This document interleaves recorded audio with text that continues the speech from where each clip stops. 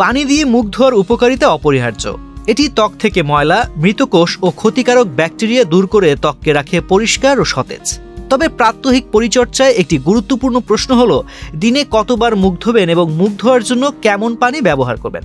সামান্য গরম নাকি শীতল ঠান্ডা পানি, এই সিদ্ধান্তগুলো ত্বকের স্বাস্থ্য এবং উজ্জ্বলতায় বড় ভূমিকা রাখে।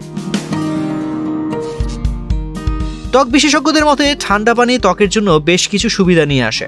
এটি ব্রণ প্রতিরোধের ক্ষেত্রে বিশেষভাবে কার্যকর। এর কারণ হলো গরম পানি ত্বকের উপরিভাগের প্রতিরক্ষামূলক তেল বা সিবাম সরিয়ে দেয়, যা ব্রেকআউটের ঝুঁকি বাড়াতে পারে।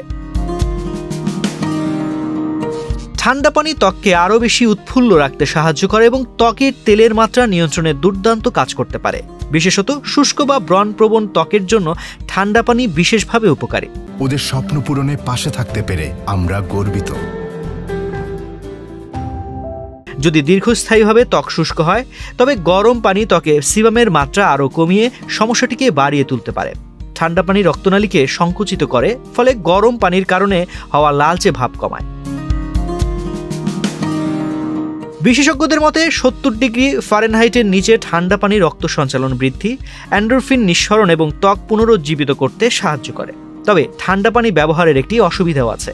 ঠান্ডা পানি ত্বকের তেল গ্রন্থিকে শক্ত করে দিতে পারে, যার ফলে ব্যাকটেরিয়া এবং ময়লা আটকে যেতে পারে এবং গরম পানির মতো সহজে ত্বক পরিষ্কার নাও হতে পারে। অন্যদিকে গরম পানি ত্বকের ফোলাভাব বাড়ায় এবং ত্বকের ছিদ্রগুলো ছোট দেখায়, যদিও ঠান্ডা পানি ফোলাভাব কমায়। কিন্তু আমেরিকান একাডেমি অফ ডার্মাটোলজির বিশেষজ্ঞরা মুখে কুসুম গরম পানি ব্যবহারের পরামর্শ দিয়েছেন। এটিকে সব ধরনের ত্বকের জন্য নিরাপদ মাঝামাঝি পন্থা হিসেবে বিবেচনা করা হয়।